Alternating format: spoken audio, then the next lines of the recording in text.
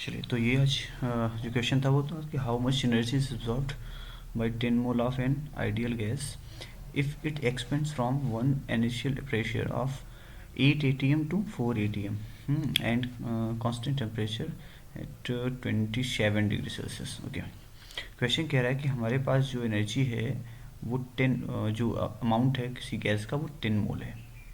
ध्यान रखेंगे कितना मोल इसने दिया, ने दिया हमें 10 मोल।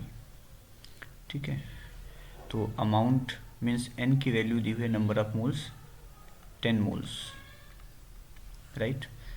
और उसी के साथ इन्होंने दिया कि जो इनिशियल प्रेशर है P1 वो हमारा है 8 atm। ठीक है, और वहाँ से उसको कंप्रेस किया गया है P2, सॉरी एक्सपेंड किया गया है, तो P2 जो है प्रेशर जो डिक्रीज हुआ है वो 4 atm तक डिक्रीज हुआ है, मतलब गैस एक्सपेंड हो रही है तो प्रेशर डिक्रीज होगा, वॉल्यूम इंक्रीज हो रहा है। ठीक है, अब ये एक आइसोथर्मल प्रोसेस है, तो आइसोथर्मल प्रोसेस है, इसका टेम्परेचर कांस्टेंट है, दैट इज़ 27 डिग्री सेल्सियस, जिसे हम अगर केल्विन में चेंज करते हैं तो 27 प्लस 273 मीन्स टोटल 300 केल्विन होगी। ठीक है, अब यहाँ पर ये है, उसने कहा कि आपको ये बताना है कि कितनी एनर्जी एब्जॉर्ब होगी, कितनी एनर्जी एब्जॉर्ब होगी। देखो, पहली बात तो इसको बोला गया कि भाई ऐसा है कि आइसोथर्मल है। आइसोथर्मल वर्ड इसने नहीं यूज़ किया है, लेकिन एक वर्ड इन्होंने यूज़ किया कि भाई ये जो पूरा प्रोसेस हो रही है, पूरी की पूरी प्रोसेस एट कांस्टेंट टेम्परेचर हो रही है, मतलब ये आइसोथर्मल है।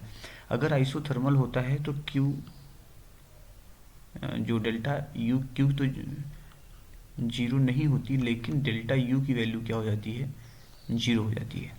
तो अगर हम अब यहाँ पर ये कहें कि delta U is equal to Q plus W, ठीक, तो डेल्टा यू तो जीरो हो गया, तो Q is equal to minus W, है ना। अब ये क्योंकि आइसोथर्मल है तो क्या हो जाएगा, माइनस 2.303 nRT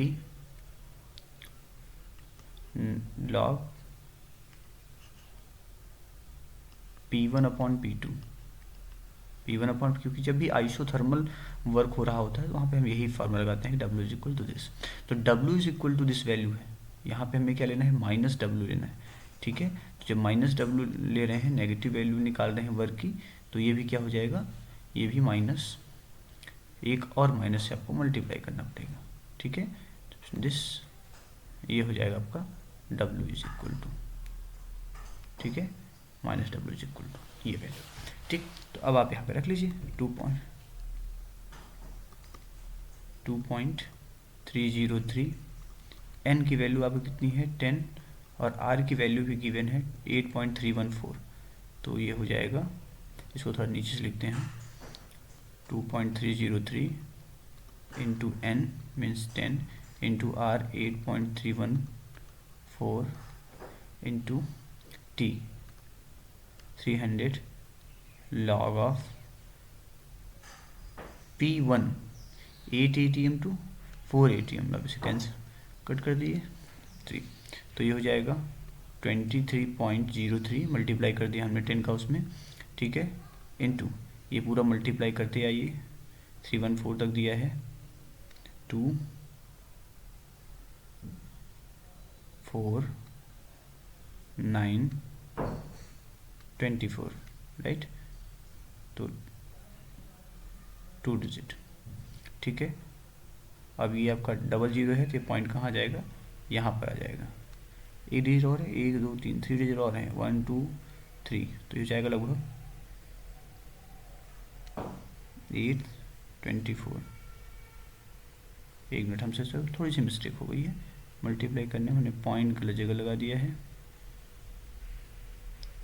3 डिजिट ओनली, तो 00 1 2 3 294.2, और लॉग ये पूरी वैल्यू log 2 है, log 2 की वैल्यू कितनी होती है 0.30103 लेते हैं हम लोग, तो ये आप मल्टीप्लाई कर लीजिए, ये आपका टोटल आंसर होगा। जो भी आंसर आएगा वो, क्योंकि हमारा W है तो जूल में आएगा।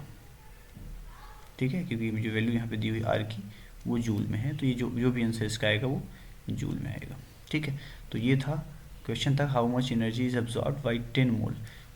जब 10 मोल किसी आइडियल गैस को आप P1 प्रेशर जो कि 8 था वहाँ से आप उसको एक्सपेंड करते हैं तो उसका प्रेशर डिक्रीज होता है P2 तक, जिसकी वैल्यू 4 atm थी। ठीक है, तो इस एक्सपेंशन में अगर टेम्परेचर कांस्टेंट बोल रहा है 27 डिग्री कांस्टेंट हो तो उस समय आइसोथर्मली हमें कितना वर्क करना पड़ेगा, यानी कितनी एनर्जी यहाँ पर एब्जॉर्ब होगी। तो एनर्जी जो एब्जॉर्ब होगी वो ये वैल्यू है 23.03 इंटू 294.2 इंटू 0.2 और 3। ठीक है, तो ये टोटल वैल्यू आएगी।